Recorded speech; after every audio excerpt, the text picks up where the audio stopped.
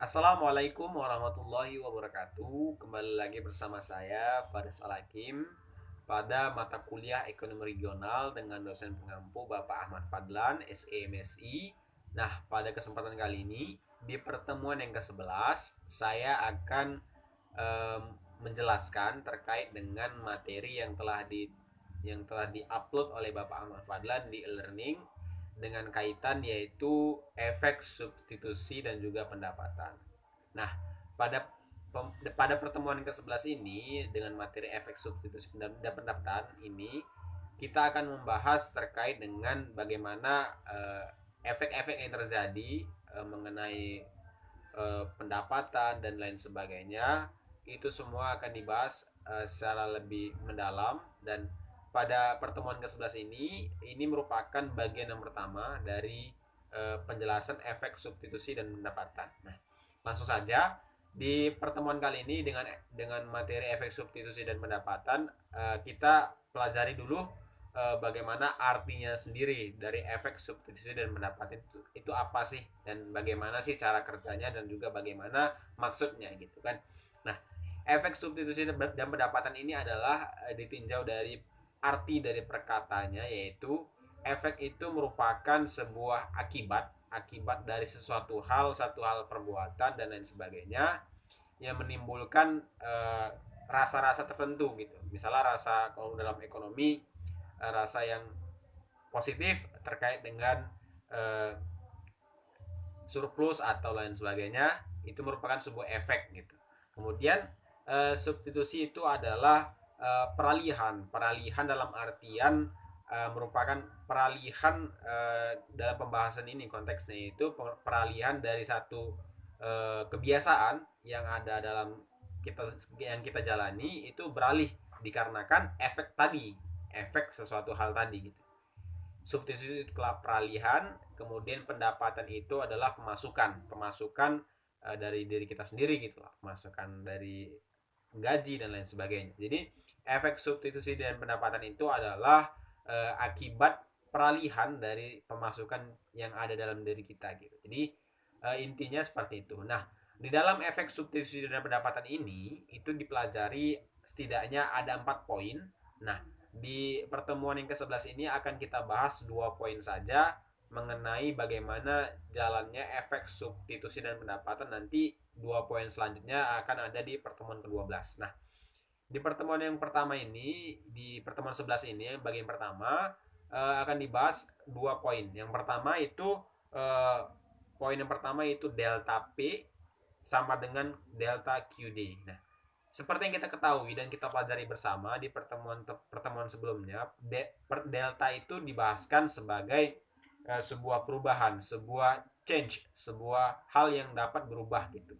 Itu adalah perubahan delta. Dan P yang kita simbolkan di sini merupakan bentuk price atau sebuah harga gitu, simbol price atau harga gitu. Dan selanjutnya itu sama dengan delta QD. QD ini adalah quantity demand. Quantity demand itu adalah bagaimana permintaan itu seperti apa banyaknya gitu. Nah, di dalam pembahasan ini yang pertama yaitu adalah perubahan harga itu dapat menimbulkan bagaimana perubahan dari sikap kita membeli. Nah, logikanya ketika kita melihat sebuah harga atau sebuah barang itu berubah, katakanlah seperti beras yang tadinya harganya 70.000 per 10 kilo misalnya, itu berubah menjadi 80.000 atau 85.000 atau 90.000 per 10 kilonya. Nah, pasti dalam hal benak kita, psikis kita mengatakan bahwasannya ketika itu harga itu berubah menjadi naik atau turun, pasti akan mengalami perubahan gitu, mengalami perubahan bagaimana dari sisi pembelian kita kalau misalnya harganya naik, otomatis kuantiti kita membelinya itu bakal berkurang karena adanya ketidakmampuan dari kita membeli gitu. Dan sebaliknya, ketika harga itu mengarah ke arah turun, maka psikis kita bakal meningkatkan pembelian kita karena harganya lagi turun gitu. Itu konsep yang pertama, yaitu perubahan price delta P menjadi sama dengan delta QD, perubahan quantity demand. Nah, selanjutnya poin yang kedua yaitu adalah delta P itu beralih menjadi delta pendapatan real. Nah, sebelum lanjutnya, delta P tadi kan perubahan harga gitu. Perubahan harga itu dapat menimbulkan bagaimana perubahan pendapatan real. Pendapatan real di sini adalah pendapatan yang memang kita sisihkan gitu ya. Memang kita sisihkan dari pendapatan tetap kita, misalnya di gaji tetap itu 2 juta, namun kita sisihkan untuk sebagai dana simpanan dan dana lainnya itu misal 500.000 atau 700.000 gitu.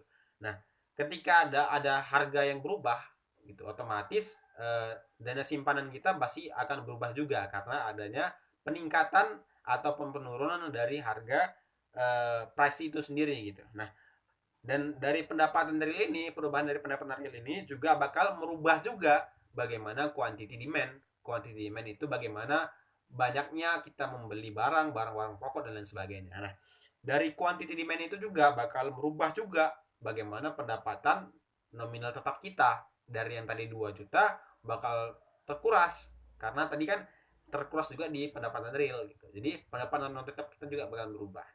Nah, jadi kesemuanya itu merupakan sebuah pengaruh ketika delta P ataupun perubahan harga itu beralih yang menuju signifikan ke atas maupun ke bawah, itu pasti bakal menimbulkan gejolak-gejolak di dampak-dampak selanjutnya. Itulah tadi yang namanya kan efek substitusi pendapatan. Nah, mungkin hanya itu yang dapat saya sampaikan untuk pertemuan yang ke-11 bagian yang pertama ini.